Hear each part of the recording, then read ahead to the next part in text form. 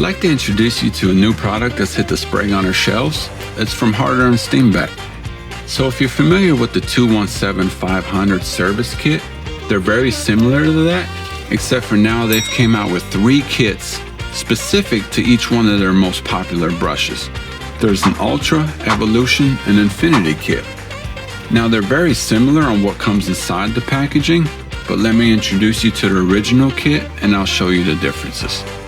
So one of the first things inside this kit is 3 nozzle seals and 3 pack and seals. Another thing you'll find in there is that pack and seal screwdriver, as well as a nozzle deburring and cleaning tool. This little yellow cap here is for back pressure and mixing.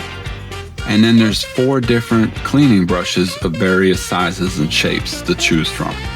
There's also this little microfiber cloth, and it all comes inside this little black leather pouch with a zipper. Good, great, handy thing to have, and now they've made them specific to your brush.